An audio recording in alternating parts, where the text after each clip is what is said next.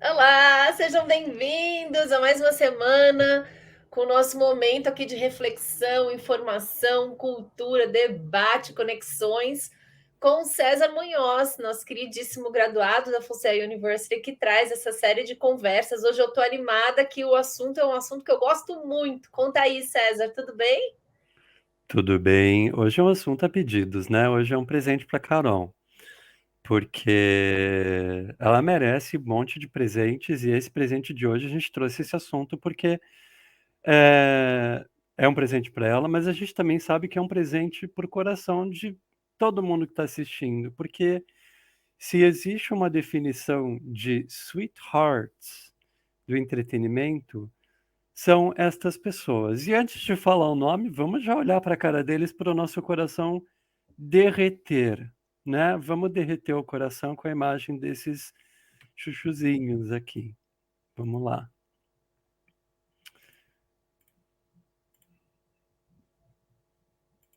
Olha que fofura, gente. Esse Oh, grupo de super. pessoas, né?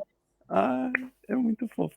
Você sabe que eu nem sou tão fã de Friends assim. Eu sou mais o na época nos anos 80, nos anos 90, perdão, tinha uma certa dicotomia ali, não uma rivalidade, uma dicotomia entre Seinfeld e Friends. O pessoal gostava do Frasier também, né? Era Eu sou legal, mais, Fred, também. eu era mais fã de Seinfeld, que tinha uma certa, uma coisa bem irônica, quase uma coisa cínica, assim, no discurso, né? Mas o Friends realmente tocou todo mundo, né? É uma,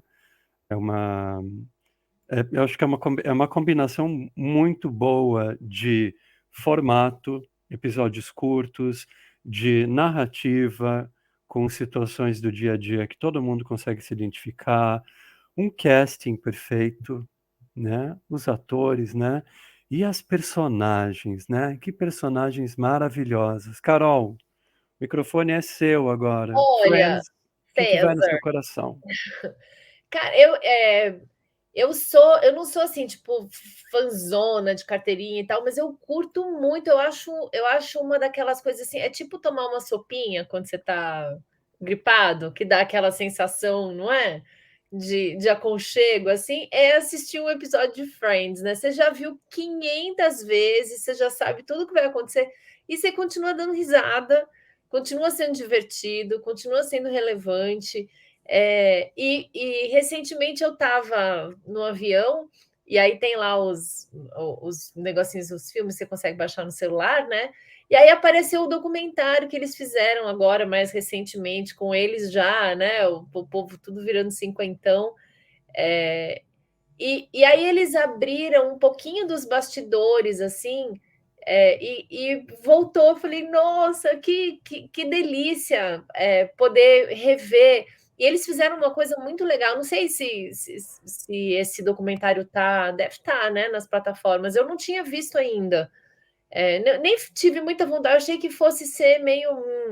Mas não foi, foi muito, muito legal. Eles trouxeram alguns artistas antigos, então tava os pais da Mônica e do Ross, né? Já senhorzinhos, assim, e foi muito legal dessa imagem que estava ali para cima do. Esse aqui? Não. Esse trailer HD, não é essa imagem que eles estão mais. Desce só mais um pouquinho. Esse do meio também, né? Desculpa, César. Não, não tô. Anyway, procurem o documentário de Você Friends que a viu Carol um tá boy falando. de cabelo branco, tá vendo? Ele segurando o celular, Ah, esse assim? aqui?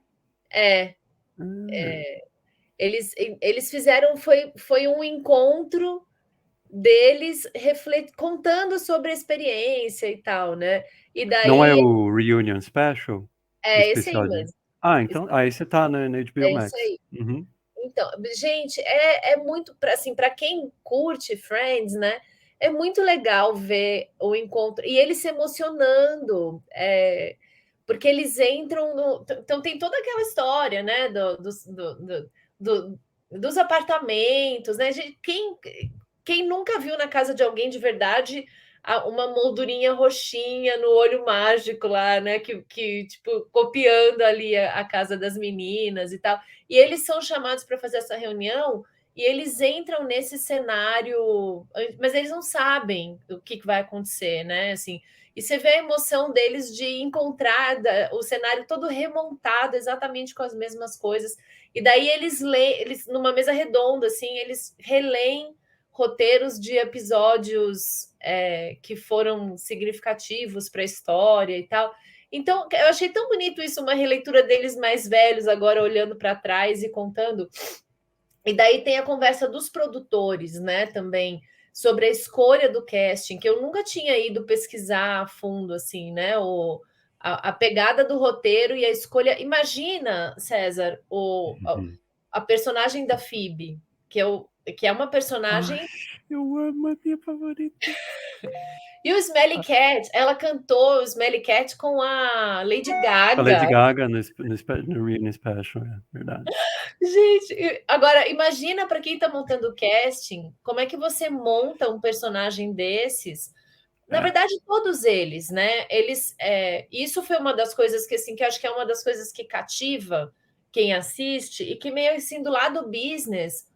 Como é que se monta uma coisa dessas, né? Como é que você escreve um show, um roteiro para um show que não tem ainda o casting ali definido e coloca de onde vêm os trejeitos, né? De onde nasce a personalidade daqueles personagens, porque você tem a Phoebe, que é, né, totalmente fora ali da realidade, e o jeito que ela canta e as caras que ela faz, e aí eles contam como foi, alguém viu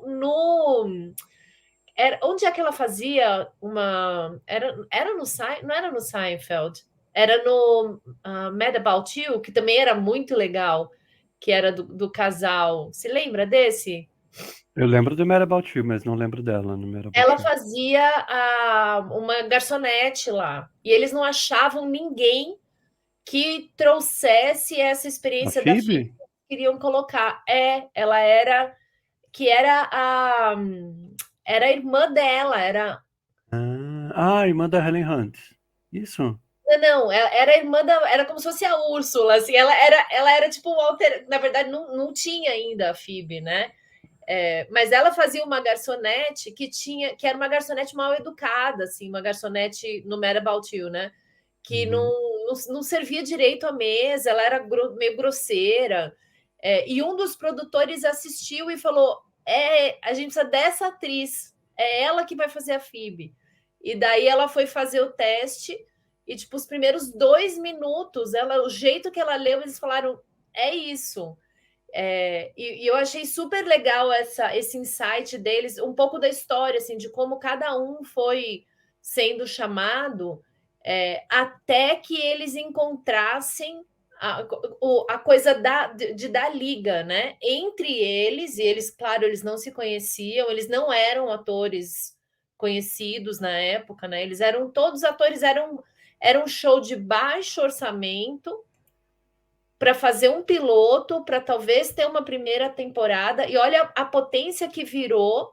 É. E aí, quando você entende que. Porque esses scripts, eles não é que nem novela, né? Assim, que você escreve um monte. Você vai escrevendo, a história vai rolando e aquilo meio que toma vida, né? É.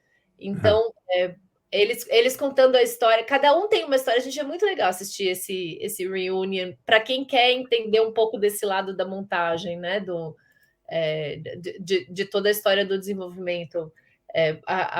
Como é que eles trouxeram, quem seria o galã, né, do negócio, que seria o Joey, né, que é dos três, não é que ele é meio um galã, meio que não é, né, porque ele, enfim, tem aquela personalidade dele também meio, não muito, como é que eles falam, eu acho tão bonitinho quando fala intelectualmente desafiador, eles falam, em inglês faz mais sentido, né, Todo mundo tem um quê de Ross, né? No fim das contas, né?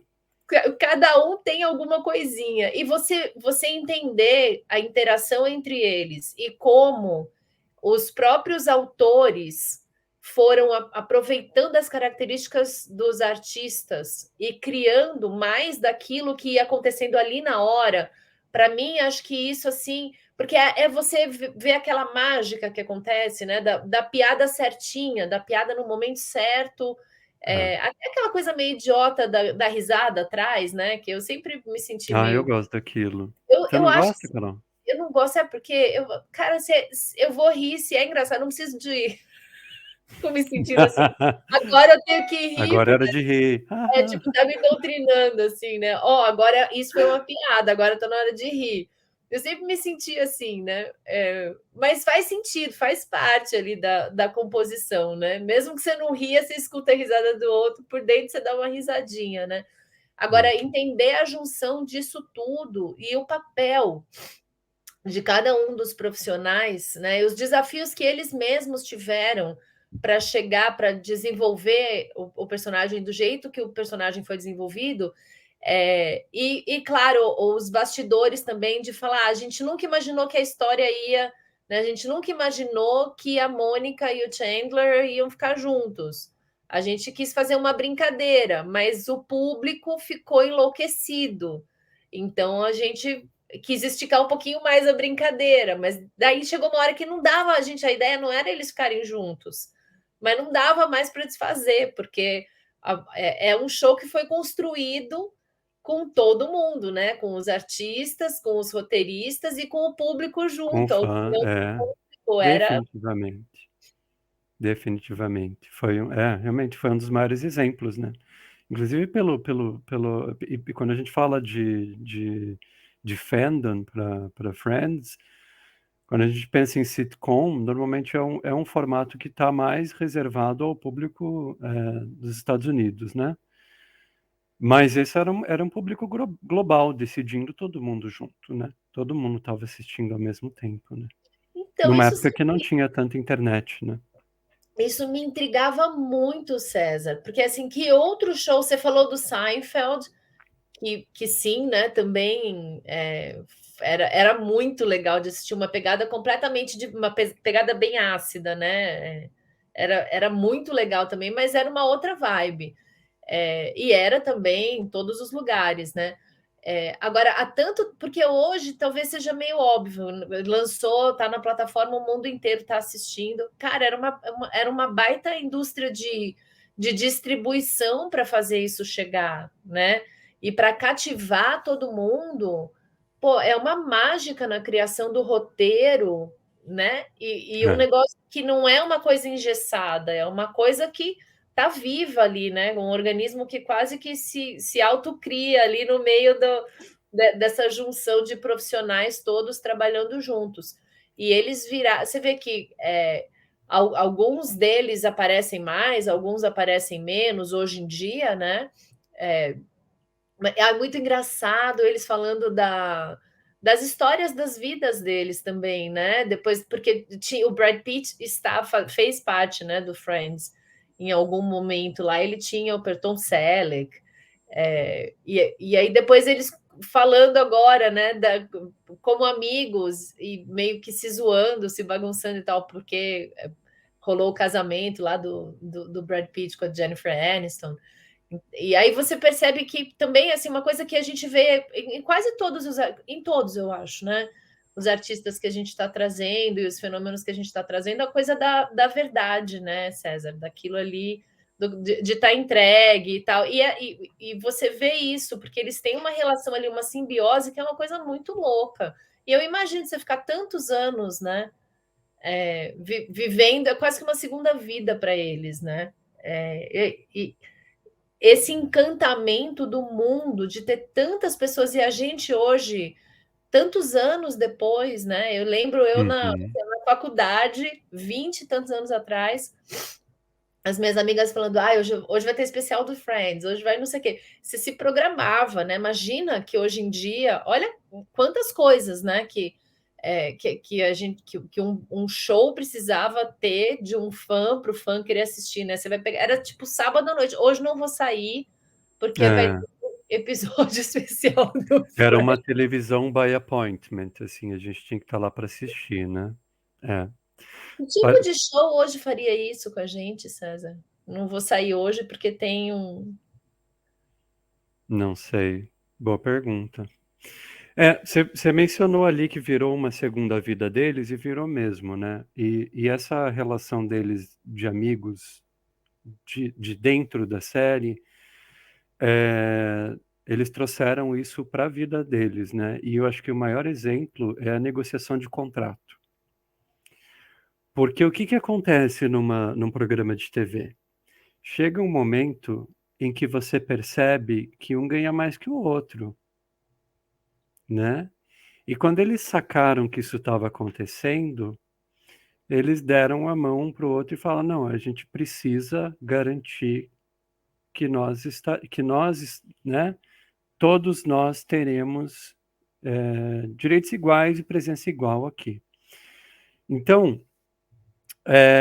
logo no começo eles sacaram isso e começaram a, né, conversaram com os produtores e falaram: a gente quer garantir que nós todos tenhamos espaço, screen time igual, primeira coisa, né? E daí eles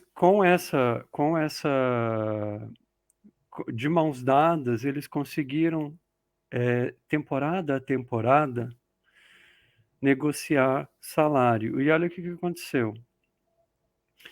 Na primeira temporada, eles recebiam $22.500 por episódio. Isso em dinheiro da época, né? Na segunda, eles perceberam que eles estavam ganhando salários diferentes. Tinha gente que ganhava 20, tinha gente que ganhava 40 por episódio. Na terceira, eles, pá, tamo junto. Vamos fazer isso junto agora. Aí começou a subir 75 mil, 125 mil, 750 mil. E nas últimas duas temporadas, sabe quanto que cada um recebia por episódio? Por episódio. Nossa, eu não tenho nem ideia, César. $1 milhão por episódio. Eles Ah, só assinaram um contrato para a nona e para a décima porque eles conseguiram negociar esse salário individual para todos igual e o screen time de $1 milhão. Essa é uma das coisas que a gente estuda na Full Sail, né? A gente destrincha o Friends, na época que eu estava estudando lá, em 2012, 2013, a gente destrinchou a série em todas as de disciplina jurídica, de finanças, de gerência de projetos, de marca, né? Então, é legal a gente saber disso porque quando a gente pensa assim, todo mundo ali legalzinho, mas a gente ouve um monte de história de bastidores que no fundo a galera se detesta, né? E não foi o caso, né? E a gente vê que esse é um respeito e uma admiração que eles têm um pelos outros até hoje. E uma outra coisa também que eu queria contar, que eu tanto li num livro quanto também a gente estudou lá na Full Sail, foi um cuidado que os produtores tiveram desde o começo em mostrar para essas pessoas aqui, para esses rostinhos, atores que não tinham tido nenhum grande break até então, né? Para falar, gente, a vida de vocês agora vai mudar. Vocês têm que se ligar que vocês não vão mais no mercado agora sozinhos, sem ter gente correndo atrás de você tirar foto. Vocês já se deram conta disso, né? Então, desde o começo, a produção teve esse cuidado de abraçar essas pessoas mesmo, e dizer, ó, olha onde vocês estão se metendo, né? E a gente está junto. Tem um jantar famoso que eles tiveram na véspera da estreia do primeiro episódio. Eles e o petit comitê da produção ali, né? Os criadores, né? Chegaram, levaram eles para jantar e falaram, gente, a partir de amanhã a vida de vocês vai mudar. E é importante que vocês, né? Botem pé no chão, a gente está aqui junto com vocês e a gente vai vencer essa parada juntos. É bonito ouvir isso, né, Carol? pô, e eu acho que é o que faz durar tanto tempo, né, César? Porque é uma coisa É, que não tem. Você consegue sustentar, tem atores que são famosos pela dificuldade de relacionamento que eles têm, né? todo mundo que filma com eles depois sai contando, né? Não maldosamente, mas assim, que a experiência não é a melhor experiência do mundo, enquanto tá lá filmando, beleza, mas depois no set e tal, não é. E é difícil, assim, como é que você vai criar um produto de décadas, né? Com uma situação ruim de relacionamento e sem. Isso que você falou do contrato, eu não sabia, mas pô, faz todo sentido, né? Porque existem sim, mesmo na própria. Eles sempre meio que tem essa igualdade, né, entre as histórias, todos eles estão em todas as histórias, quando muitas vezes em outros seriados, em outros shows, tem hora que você percebe que desponta um, né? Porque, claro, alguma história ali que pega, que engaja mais o público, acontece direto em novela, né? O cara começa como um personagem coadjuvante, daqui a pouco o papel cresce e pô, o público tá indo, vamos junto, e os outros vão sumindo, né? Porque essa coisa mais orgânica e eles conseguiram manter, e faz sentido olhar e falar, pô, eles tiveram essa preocupação também da própria animosidade que poderia rolar entre eles, né? Por diferenças já existe eles. Se eu não sei de ninguém que fale odeio tal personagem, não tem isso, né? Mas poderia ter também alguma coisa de algum personagem no meio do caminho perdeu o interesse do público, né? E eles conseguiram manter assim, todas as pontas bem amarradinhas. É sensacional o que eles conseguiram criar e a marca e os produtos, né? Tudo que gira, a musiquinha, é tipo musiquinha do Ayrton Senna ganhando Fórmula 1, né? Começa a tocar, você sabe o que é, né? A musiquinha deles lá virou uma Oreo brand deles, né? É verdade. Duas para a gente finalizar, duas frases importantes aqui. Uma coisa legal da gente falar também, Martha Kaufman, realmente, uma das criadoras do show, recentemente fez uma declaração dizendo que ela gostaria de ter feito um trabalho melhor em Friends apenas em relação à representatividade trans, à representatividade de etnias. Ela gostaria de ter feito um trabalho melhor, legal ver um criador de um grande sucesso falar disso, porque tem que ser falado disso.